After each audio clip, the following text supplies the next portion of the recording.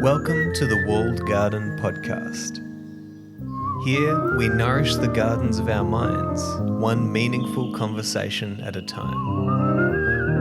If you'd like to find out more, go to thewalledgarden.com. Thanks for joining us.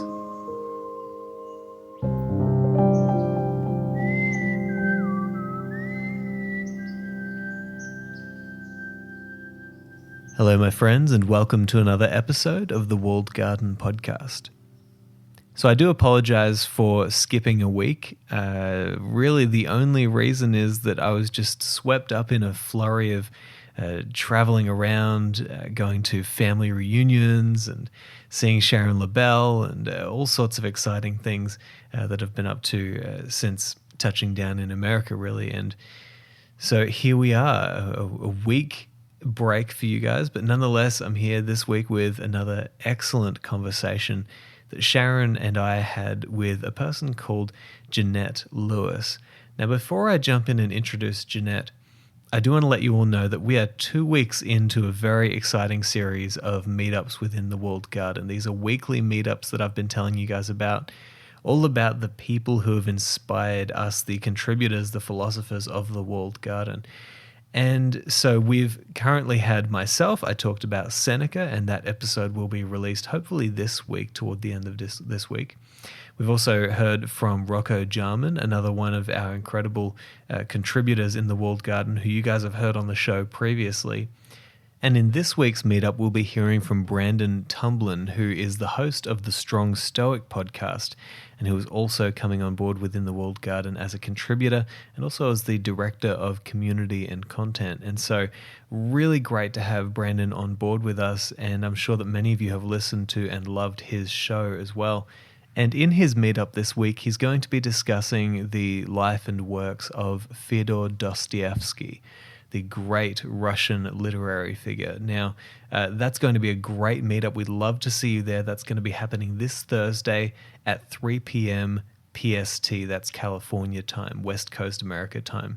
And so just head to thewalledgarden.com/events, and we'd love to see you there. You can register via that link by just clicking on the event that you want to attend. So with that said, I want to introduce today's guest, Jynnette Lewis. Jynnette reached out to me a few weeks back, well, probably a few months back now that it's being released, and we decided to have a chat on the show because, as many of you will know, I'm becoming quite fascinated with various spiritual perspectives, and Jynnette certainly has a very interesting spiritual background and perspective. And as you'll hear in this conversation, Sharon and I really just have such a great time getting to know Jynnette, who she is, what she's all about, and what she can share with us regarding the spiritual path. And I'd like to read you a little bit about Jynnette before we dive in, because she brings together the worlds of spirituality and business in her own practice, which is very fascinating to me. And so I want to read you this. Jynnette Lewis is an oracle, spiritual life coach, and business strategist. After almost 25 years in spiritual and personal development work, she received the call to take a more proactive role in helping shape our transforming world. Through her coaching programs, she helps leaders and entrepreneurs implement astrology-based strategies to empower themselves, manage their energy, and build sustainable businesses. She draws from a vast array of knowledge and experience, including Reiki, yoga, Kundalini Kriya Yoga, Gnostic Christianity, Taoism, African traditional religions, the archangelic realm, and more. She trains leaders in her coaching programs to use spiritual frameworks to facilitate culture change through consciousness change. So that's a little bit about Jynnette Lewis, and I just want to say that Sharon and I, we thoroughly enjoyed this conversation. We found Jynnette to be such a beautiful soul, somebody who really is on a mission to make the world a better place through the means which she feels most deeply called to do that. And so I want to thank Jynnette for coming on the show. I know that you guys are going to find so much interesting value in this episode, in this conversation. And so with all of that said, I want to introduce you to Jynnette Lewis.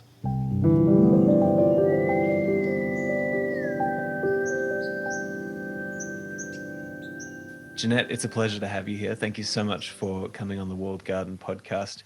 I guess when I first got the message from, I believe, your publisher or your promoter sending me more information about you, I thought, yeah, let's definitely talk to Jynnette because your biography, your little blurb, is really interesting. There are a few terms that I didn't quite understand or was not as familiar with as I'd like to be.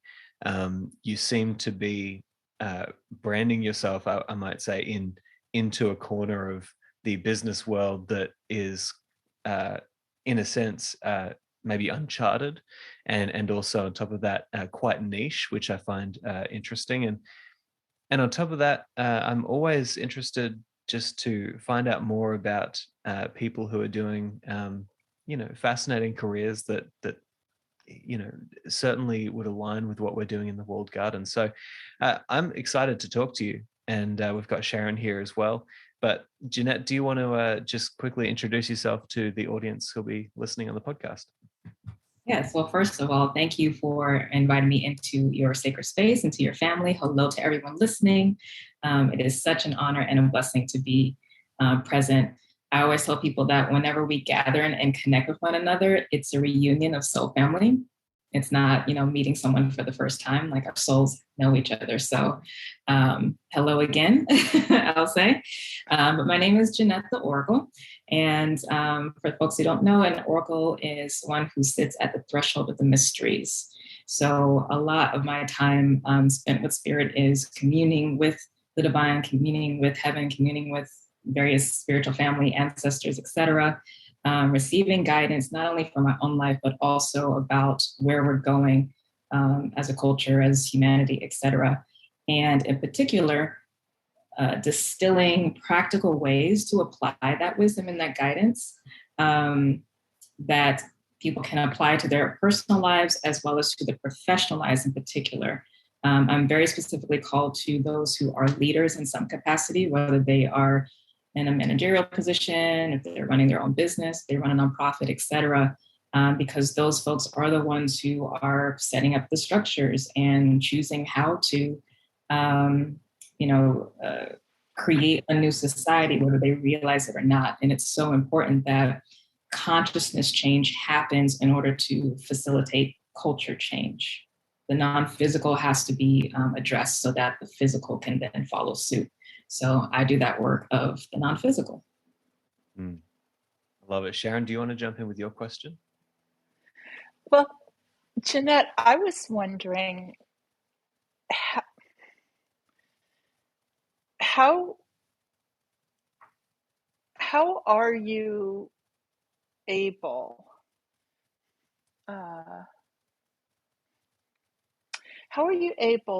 to keep your heart and your mind accessible to call it the world of spirit, or even your own heart in this really fractured, cynical, fast-moving, self-defended world. Most people that I interact with who are people of surpassingly goodwill, but I would say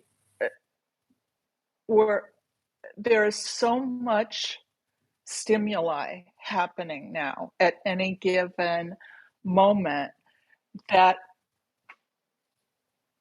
to remain, I don't know, emotionally or spiritually porous, I don't know. It just seems a challenge.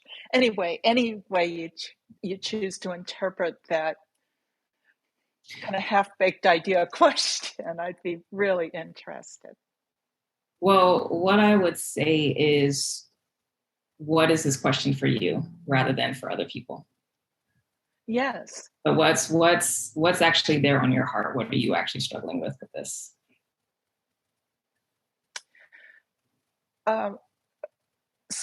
simultaneously trying to honor and do something about all the pain and dysfunction in the world, while seeing and appreciating the beauty and possibility and opportunity that are right in front of me, and that through what seems like sheer dumb luck, I get to enjoy this largesse.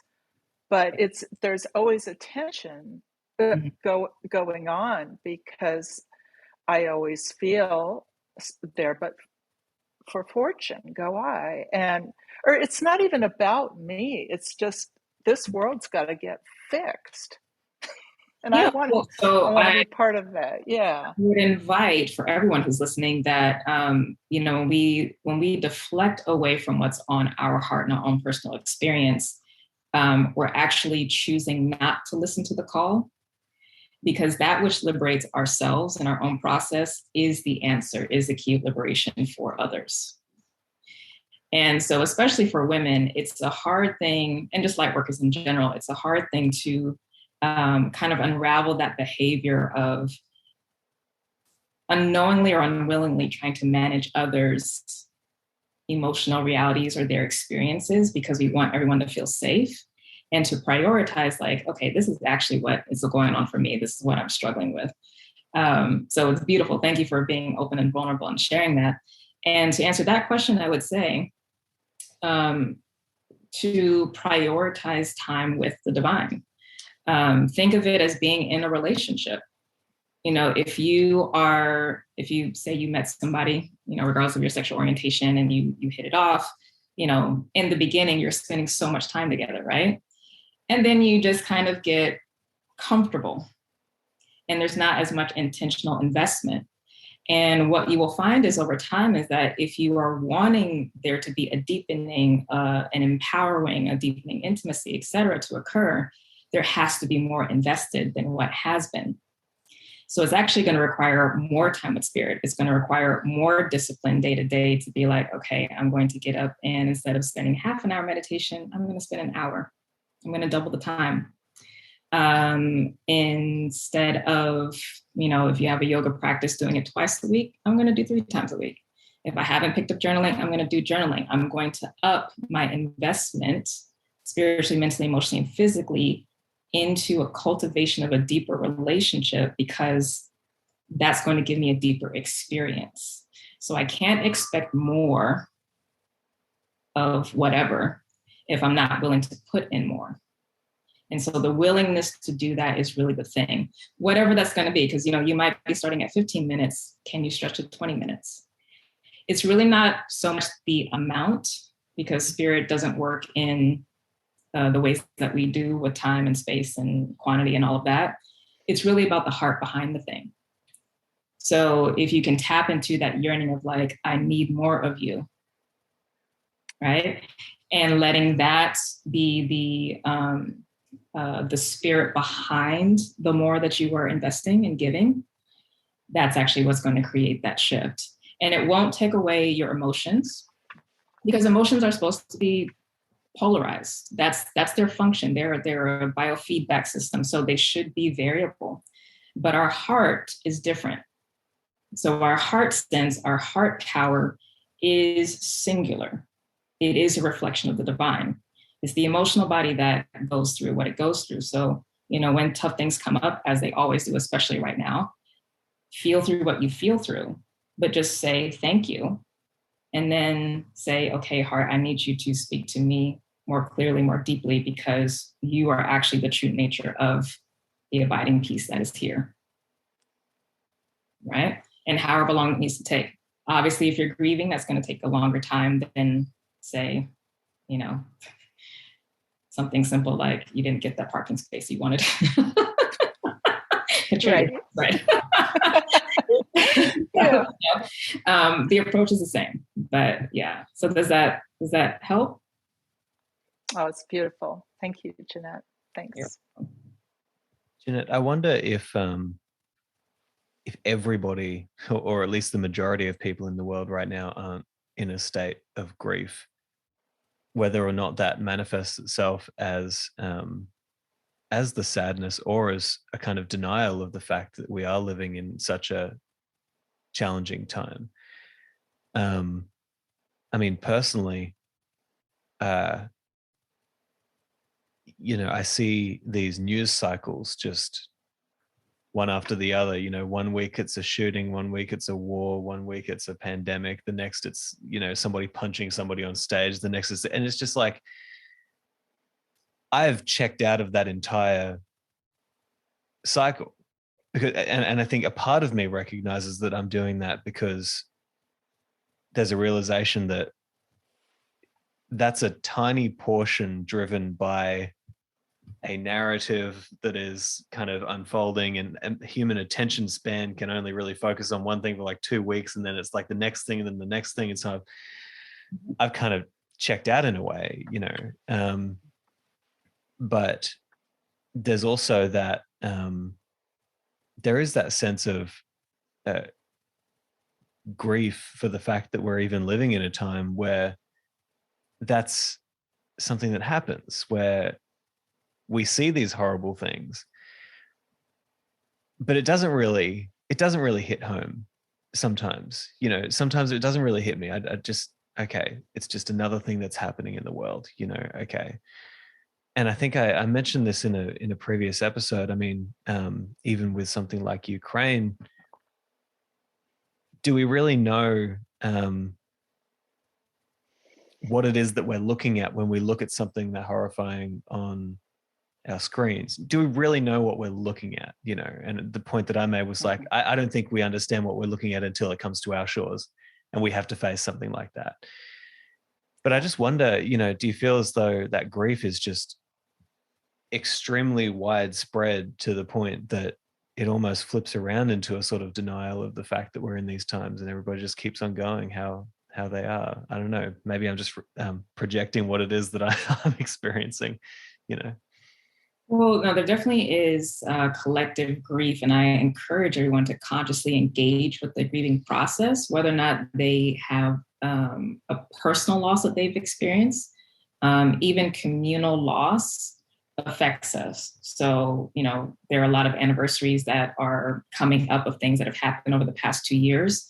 And I encourage people to actually create, a simple ritual ceremony or give prayers up around those anniversaries when they pop up, and consciously engage with it rather than pull back away from it.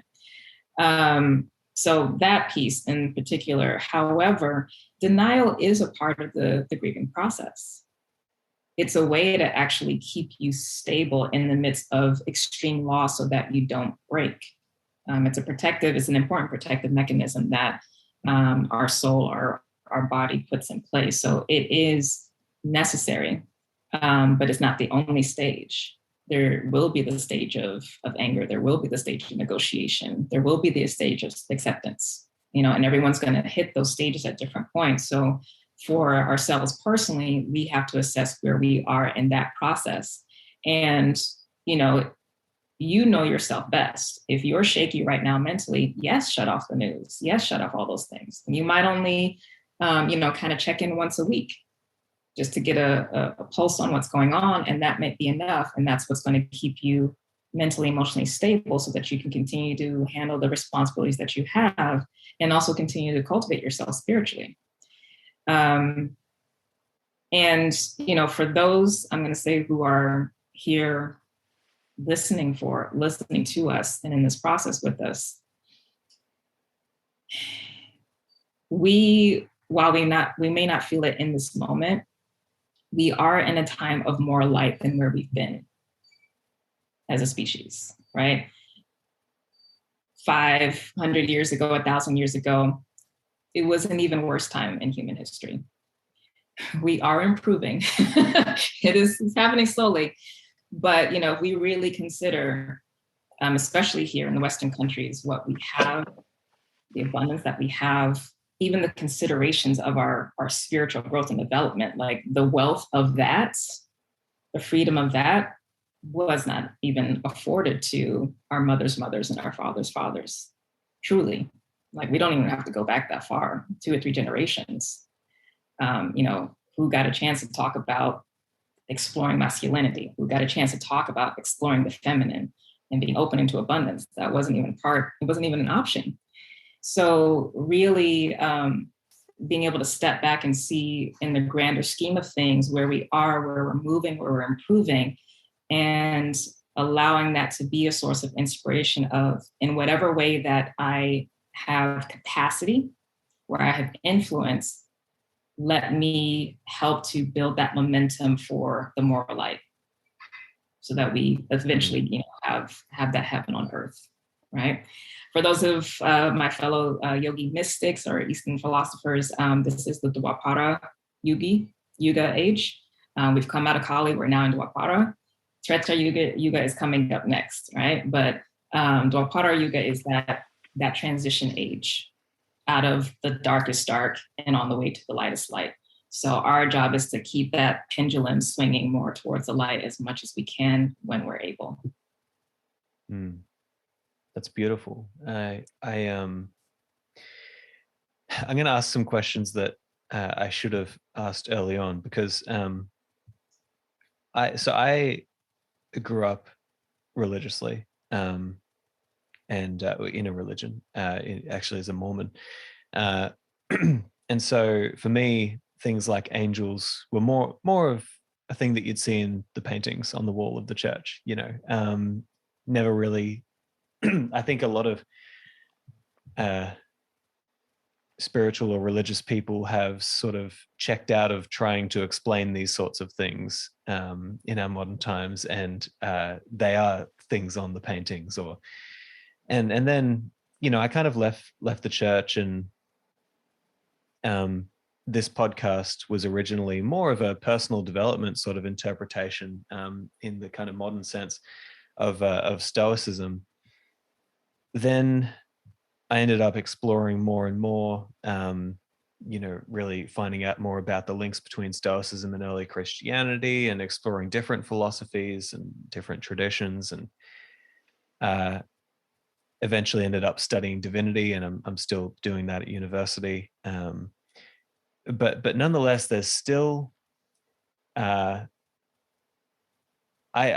personal experience, when I hear you use spiritual language, a lot of it makes intuitive sense to me, although I still struggle with my cup of understanding intellectually and with my language barriers. But okay, so what am I getting at here? Here's the ultimate point of what I'm trying to say. To a lot of my listeners who may have actually already checked out as soon as they hear you saying some of that language, I'll just be honest with you, that they might. And I think I've heard from people before who have checked out of certain conversations because we start using spiritual language, and so many people are either not in that ocean or they have so much cynicism around these ideas that cynicism gets in the way of what I would see as a necessary, innocent curiosity towards these sorts of ideas, opening our hearts and minds to hearing, what is an oracle? What do you mean by an angel? What do you mean by God? What do you mean by light work? What do you mean by, the inner sun alchemy, the name of your company? It's like all these things. And I guess let's start with oracle. For the people out there who are in that space where they might be curious but still on the fence. I don't know about all this spiritual stuff. To me, I really understand the idea of being on the threshold. I'm a poet, a musician. That's where I live as well. And but I want to know what you mean by oracle. And if you could explain it with the cynic in mind, is it? I'm thinking, what the hell? Well, so I also am an artist. Like, I grew up with music, and I'm also a mathematician. My degree in college is in mathematics. So, like, I'm that person. I'm like, true spiritualists are scientists, which is why a lot of my early foundational work was the yogic path, because it's just you and that which is bigger than you. You don't have anything else outside of you, no crystals, no plant medicine, nothing. except sitting and contemplating. What does this mean? What is 0? What is 1? What is, it's just, you have to do that work. There's no skipping in that. And so that childlike openness, that curiosity to ask the hard questions and to really push back against a lot of the established ways of doing things in religion, not necessarily indigenous practices, because a lot of that is actually quite integrated. But a lot of the wounding people have around spirituality is because of the machinations of religion. So that's having its own. Can I just jump in there? One of my favorite things I've ever heard. This very interesting guy on YouTube. I forget his name, but he's deep into metaphysics, and he says that religion is secularized metaphysics. I thought that's a very interesting way of putting it.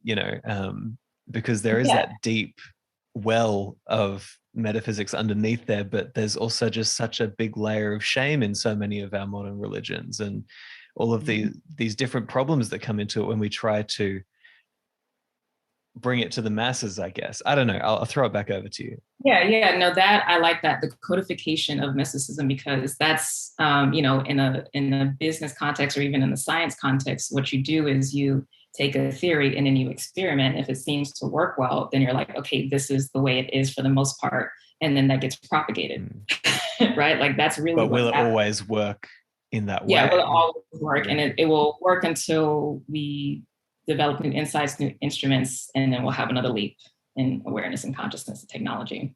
But yeah, some of my, first what I would say for the skeptics or the cynics is you must, if you're really going to do the work of investigation rather than just putting up a wall, then you must be a scientist. You must ask the hard questions, and you must let direct experience be the standard, rather than just taking what someone says about, like, okay, if you do this particular pose, it will have this effect. Well, no, do the pose and see what happens in your body. Do this meditation and see, like, you need to be the scientist. And that I push very hard with my clients, because the spiritual walk is one of self-empowerment, soul empowerment, not mimicry. So you're just playing with tools to see what actually resonates with you. And when you find what resonates with you, then you take that to the finish line, because that's going to be your path to opening up to more. But some of my most incredible spiritual insights actually came out of math and science classes. Like when I was in college, first year college, I was taking Chem 101. And I remember, like, at the time, this is back in the 90s, so, think back with me, y'all. But at the time, they were still teaching the atom as being, these really distinct little balls of neutrons and protons in the center, and then like the balls of the electrons around these really distinct paths, right? It's like wires, is really, plug and play, so to speak. And then when I got to that first chemistry class, I was introduced to all of those being clouds of probability, essentially.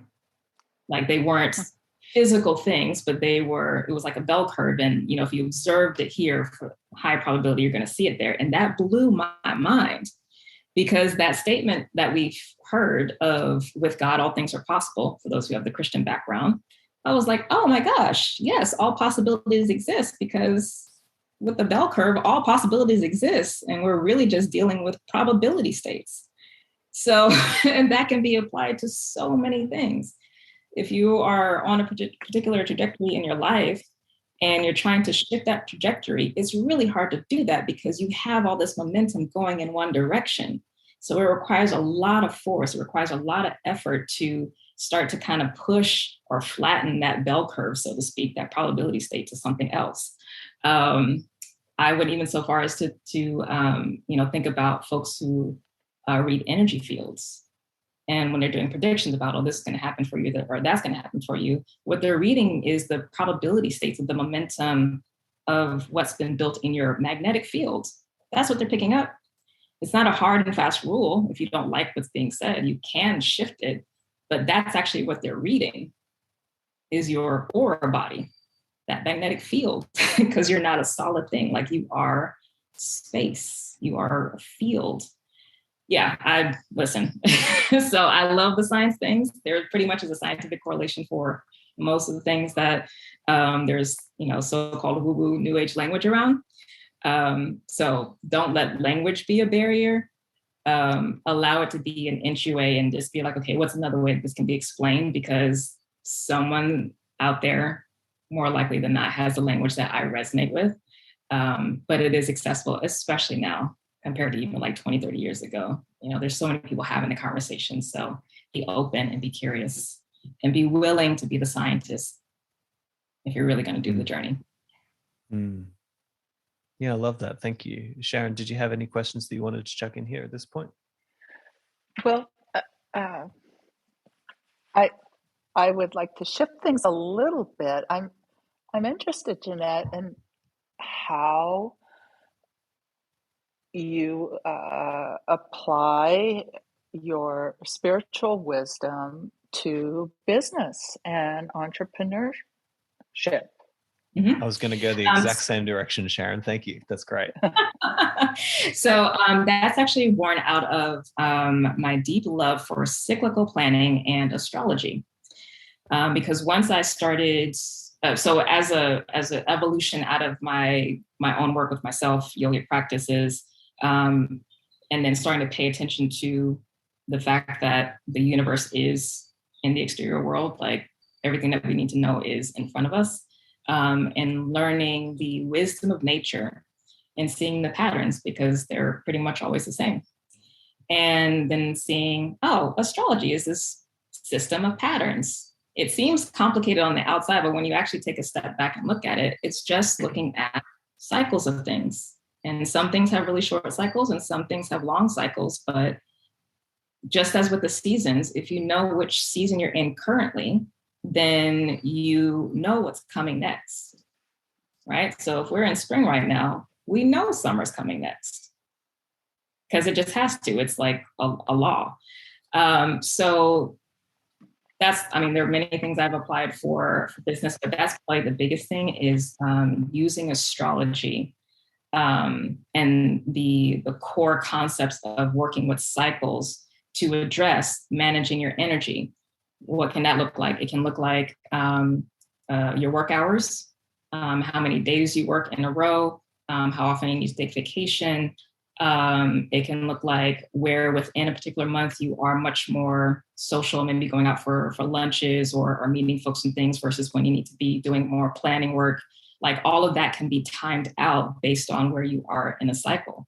And even when it comes to larger planning over 6-month periods or 1-year periods, depending on what's happening for the chart for your business, that's going to be separate than a personal chart.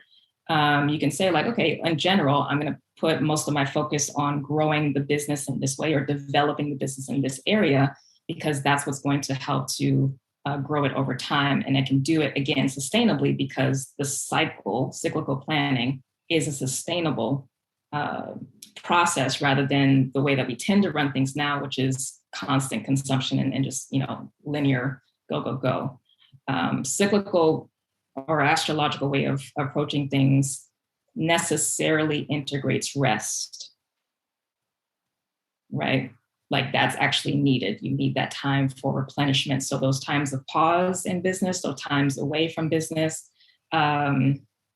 for people who are actual entrepreneur, like the CEOs or, executive directors, I tell them you have to have time every week for just thinking, like a 2 or 3 hour block. You just need to think. You need that space. That's a non-negotiable, right? Like that's, so, and these ideas that while they may seem simple, they actually are so revolutionary. And there can be a lot of pushback because that's not modeled in how just our corporate structure can run now.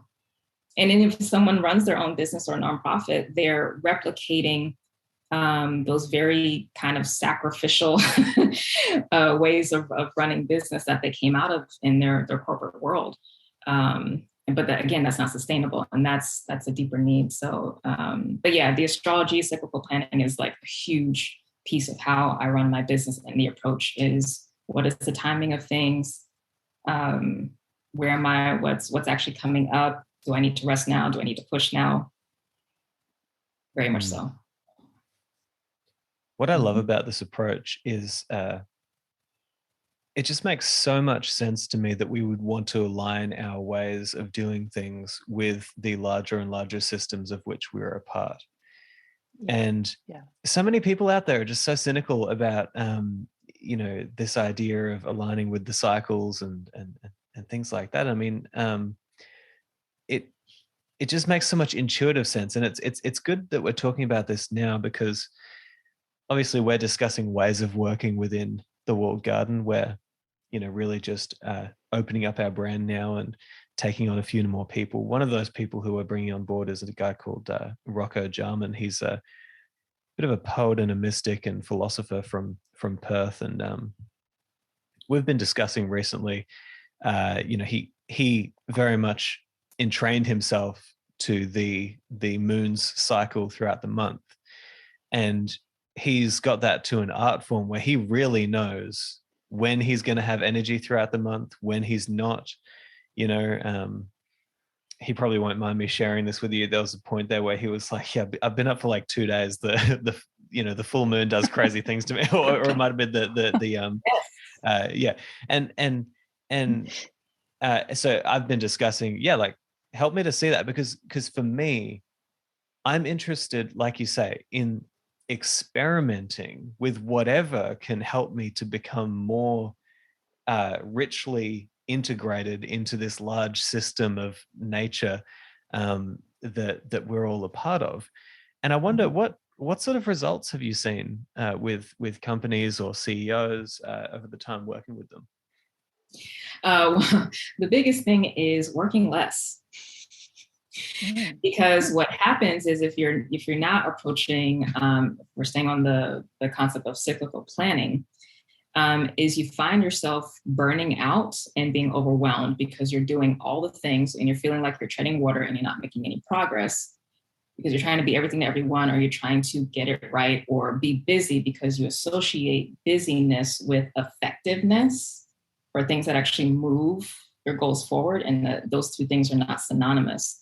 So when you have this kind of approach, it actually helps you get laser focused, and then you start cutting things. You have to let some, folks on the team who actually have been bringing you down, or like potentially sabotaging the quality of work, let them go. You might have to drop some products and services, because when you take a step back and look at the amount of effort that's being put into everything that you're offering, only like one product or service is actually bringing 80% of your business.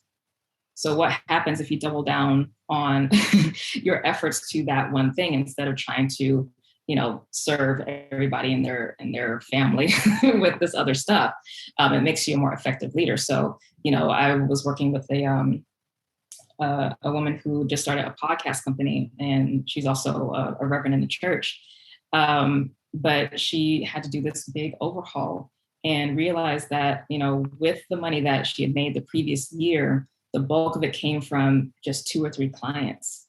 And those 2 or 3 clients were actually aligned with the vision and mission for her business, rather than like the 10 or 20 other clients that she had, which weren't. They were just kind of there to fill the space and fill, some little money, but they were such a headache.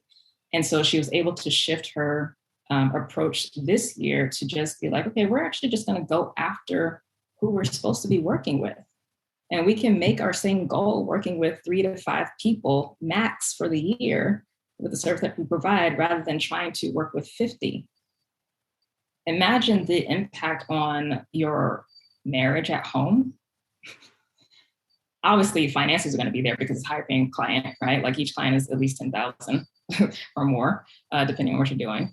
But the impact on how you are as a leader, the morale for your employees, because they see that you're a good decision maker rather than somebody who is running them into the ground. And when you have employees who trust you and can see that you're a good decision maker, they want to stay and they want to do better. They want to do more. They want to help the business grow, or they want to help the nonprofit expand. That's the buy-in.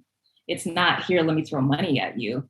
It's, oh, I'm aligned with this because you're aligned with this. And that alignment is calling me to show up in a certain kind of way. And you're increasing your impact, because that's the other thing that comes up with folks is they're like, how do I know I'm making impact? How do I know that that's occurring? What transformation are you seeing? Are you getting repeat clients from the work? Are they opening up doors for you? Are they able to move on without you, or do they have to stay attached to you because you're the source of power, or have they been empowered?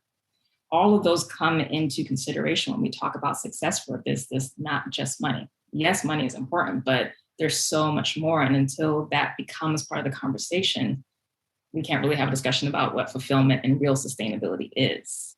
Because sustainability is not just, the environment, it's the sustainability of our humanity over time. It's the sustainability of our heart, sustainability of our relationships. Are we building good relationships? Are we empowering people? Is our product, is our service actually doing what it says it's doing? Or is it just taking up space because it wants to be seen? Yeah. So a lot of mature decision making. Yeah, I love it. Mm-hmm. Yeah, and I think the stage that we're at the moment is quite interesting, because there's a lot of energy flowing around the organization in the organizational side of things, in terms of we're bringing on a lot more people within as directors or executive staff or contributors, teachers, and that's a really beautiful stage. And at the same time, what's weighing heavily on me is that we do have a really meaningful experience to offer to people within our organization. But until now, it's been three of us, and I've been trying to, carry this load, but there was this this time really aligned well with my university studies, because I was studying Exodus, and there's this moment in Exodus where Moses is there doing all of his stuff and trying to figure everything out, and somebody comes up and says to him, "Hey man, you're working too much. You've got to delegate." Like if you're really on this divine mission of God, you've got to get some help here, to figure this out. And that just aligned. But like, I was learning this in the class at the same time as we're bringing on, 8, 9, 10 new people in the organization who really get the mission of what we're trying to do here, really see the vision, and are really invested in making this a great success. And so for me, when you say, like, work less, it hurts, but like, I understand that's me, that's me.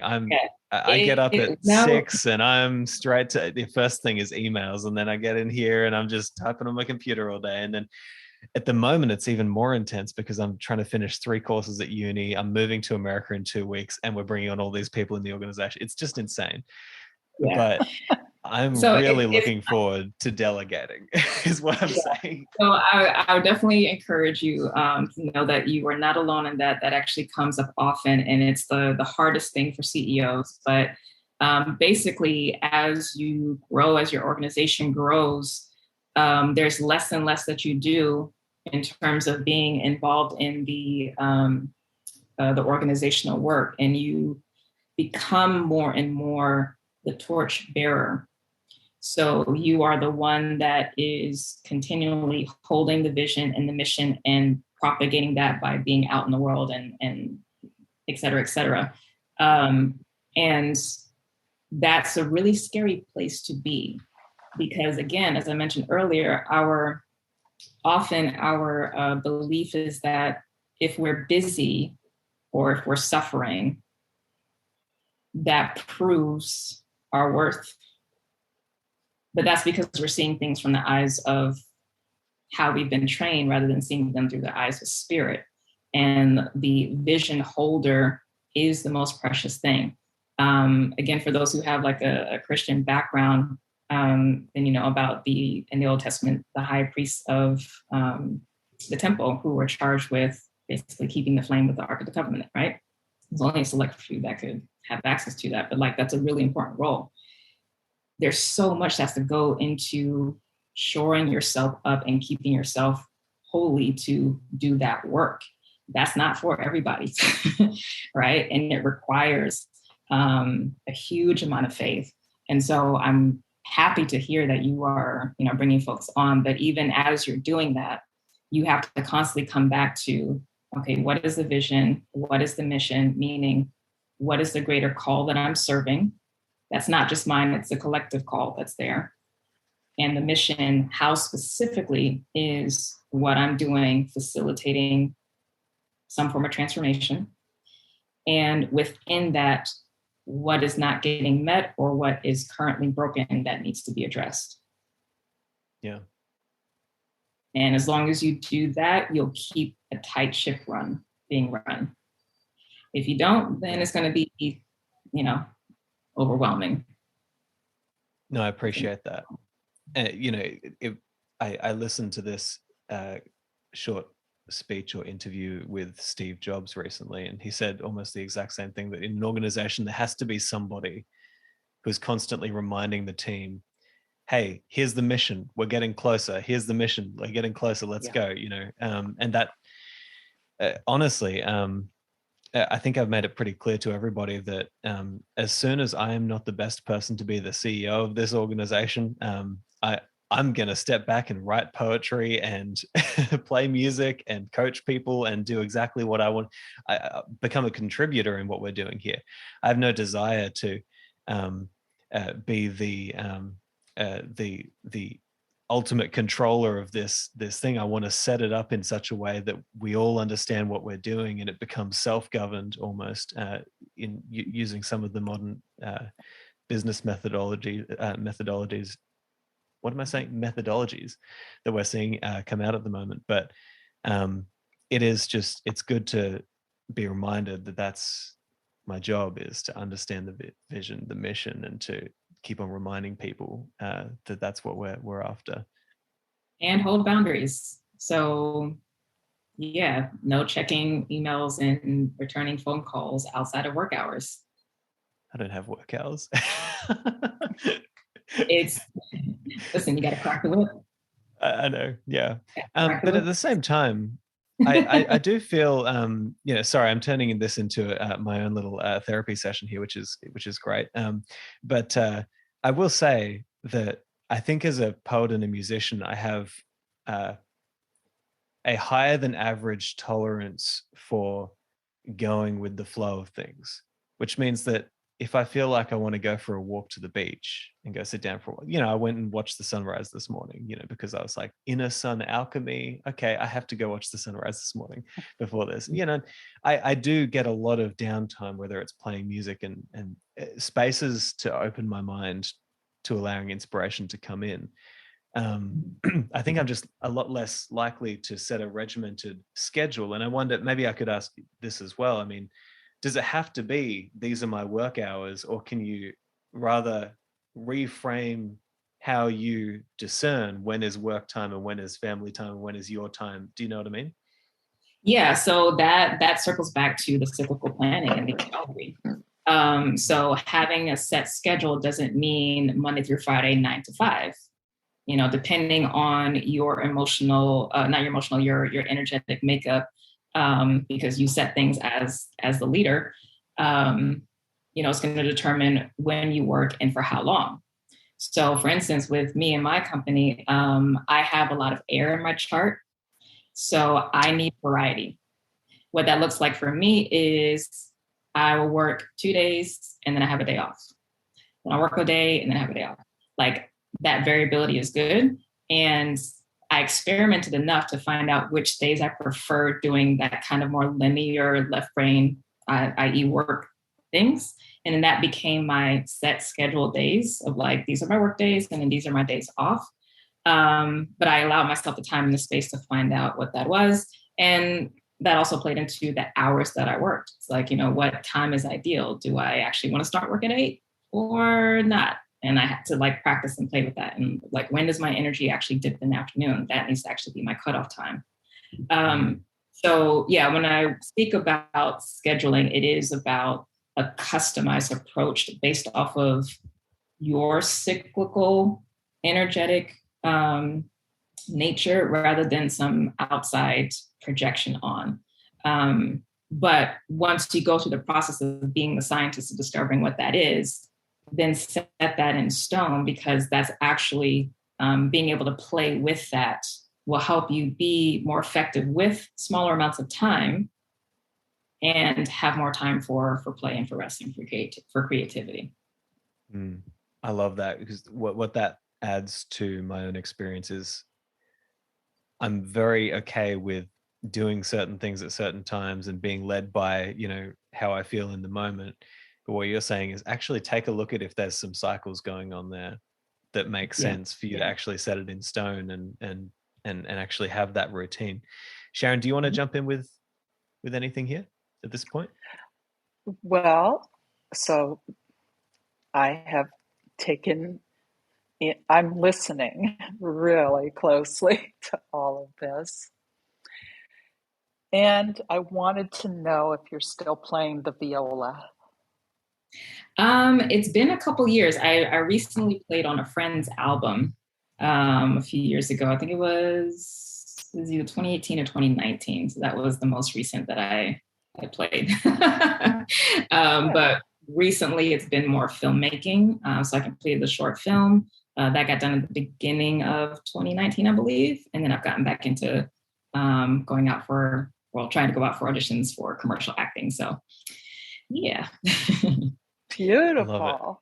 Yeah. More creative people in our midst. Yeah. I mean, honestly, like most spiritualists are multi-hyphenates. So they're going to be artists, they're going to be scientists, and going to be spiritually developed. So yeah, music in particular was in my life from middle school through college. So I played for almost 10 years with the viola. And then in college, I got into acting and singing and dance. And then later got into writing and filmmaking. So it's just always been there. Yeah. Arts are always there. What kind of filmmaking are you doing? I love sci-fi, fantasy, action. Like those are my genres. So the short film was a short fantasy film, but the stuff that I'll probably be tapping into next will most likely be action thriller before I go back into fantasy. But yeah, that's what I love. So I wasn't expecting that. I mean, I wasn't expecting anything in particular, but I love that you just cast your net as wide as you want to. Good on you. Well, it's an interesting journey because it wasn't intentional to get into the other arts. It was actually a part of my healing journey. So I tell this story to folks about my divine encounter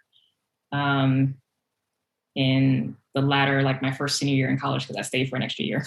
But my first senior year in college, I had an encounter with the divine where for a few years, I've been suffering from deep depression. And I just got to that place where I was like, okay, God, if with God all things are possible, I want to be healed. Like, I don't want to be managing this 10 years from now. Like, I actually want healing. And, if that statement is true, then that has to happen. If not, then essentially we're done. Like, that was the conversation that I was having. And I encourage people to have those conversations. Like, God's not scared. So like, be real.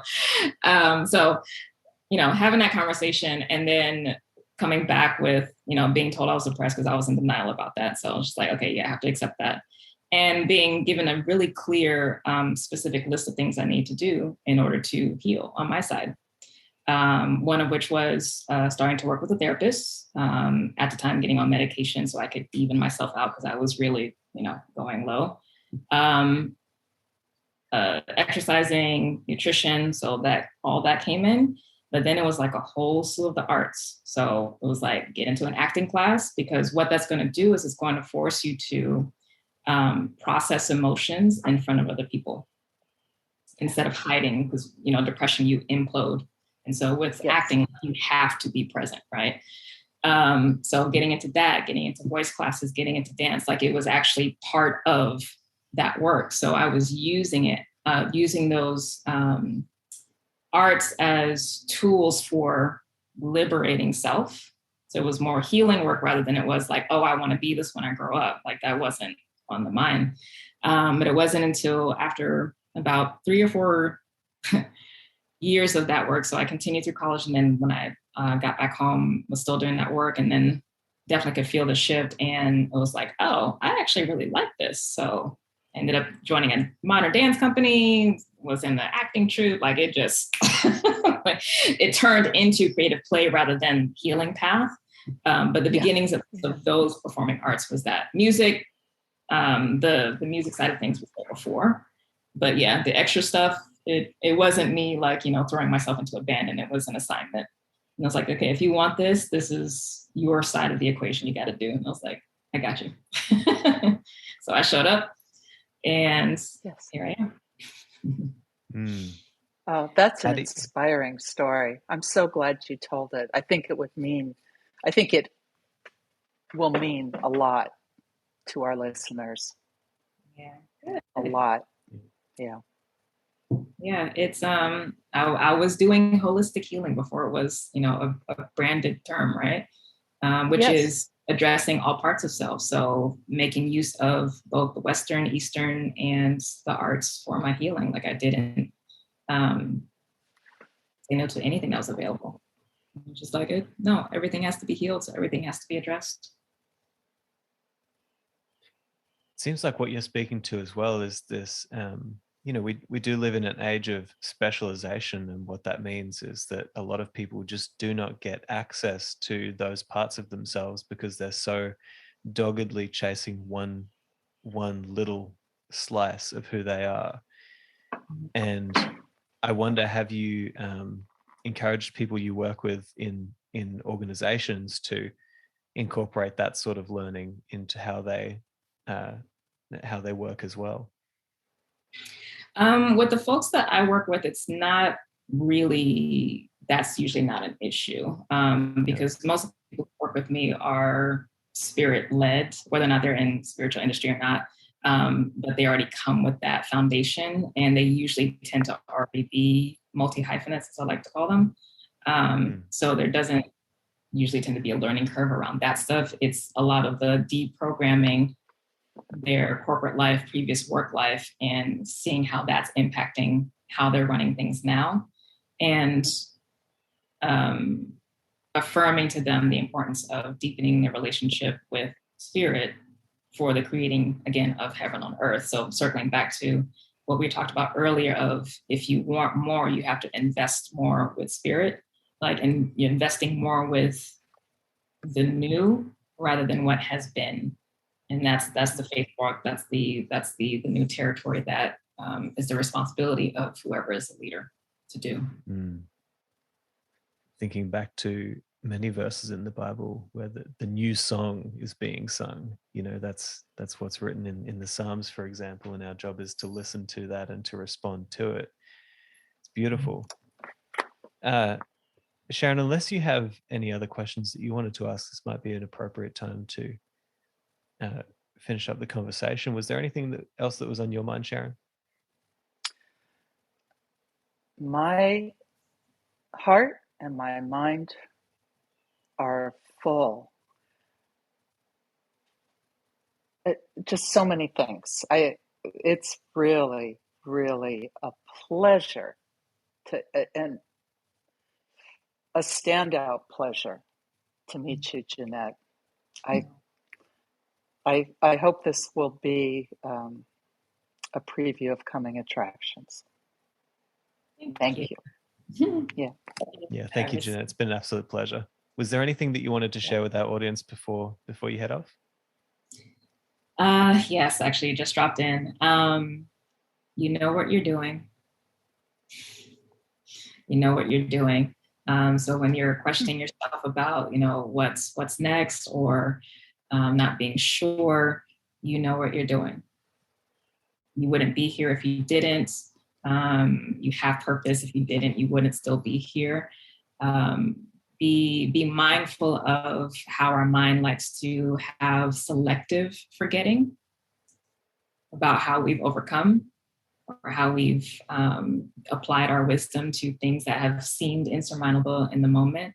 You know what you're doing, so trust yourself, and lean in more to that which is bigger than you, whatever that's going to be for you, and be curious. Take your breaks when you need. It is not your responsibility, nor is it your burden to change the world. It's just to add a little momentum, because we're all doing the work and you're not alone in it. I love that. Thank you, Jynnette. It's been a real pleasure. Thank you. Thank you so much. You've been listening to the Walled Garden Podcast. If you'd like to attend any of our free meetups and events, or if you'd like to get one-on-one mentoring with either Sharon LaBelle, Kai Whiting, or myself, just go to thewalledgarden.com. But for now, don't forget to nourish those gardens in your mind.